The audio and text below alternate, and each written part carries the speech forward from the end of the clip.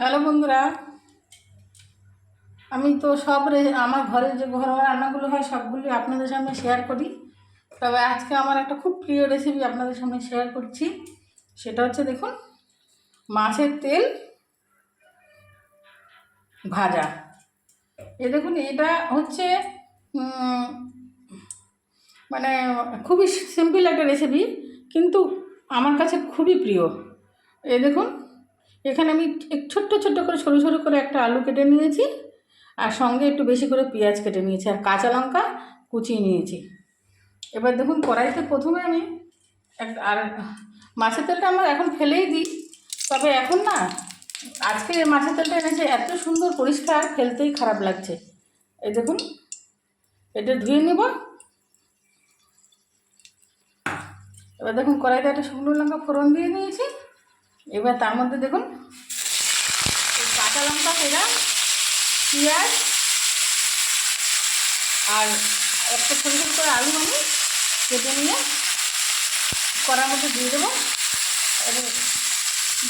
এবার দিয়ে দেবো সামান্য নুন, দিয়ে একটু ভাজা ভাজা হোক, একটু হলুদ দিয়ে ভাজা ভাজা করে নিয়ে আপনাদের সামনে ফিরে আসছি। এবার ভাজা ভাজা হয়ে গেছে, একটু দিয়ে দিলাম একটু টমেটো, আর দিয়ে দেবো একটু ধনে পাতা। হ্যাঁ, আমি এটা খেতে এতটাই ভালোবাসি যে আজকে আমার এই রেসিপিটা দিয়ে ভাত খাওয়া হয়ে যাবে। এবার দেখুন, মাছের তেলটাকে আমি মধ্যে দিয়ে দিচ্ছি। একদম পরিষ্কার তেল, সাদা চকচক করতে দেখুন।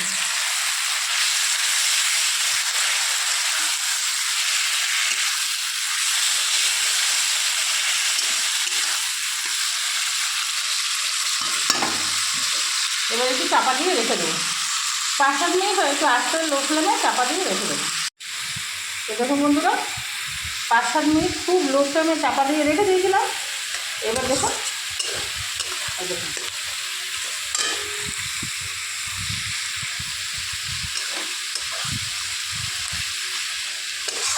আলুগুলো সিদ্ধ হয়ে গেছে।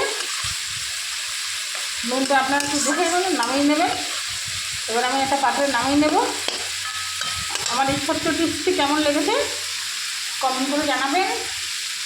সাবস্ক্রাইব করবেন, শেয়ার করবেন, পাশে থাকবেন। ধন্যবাদ।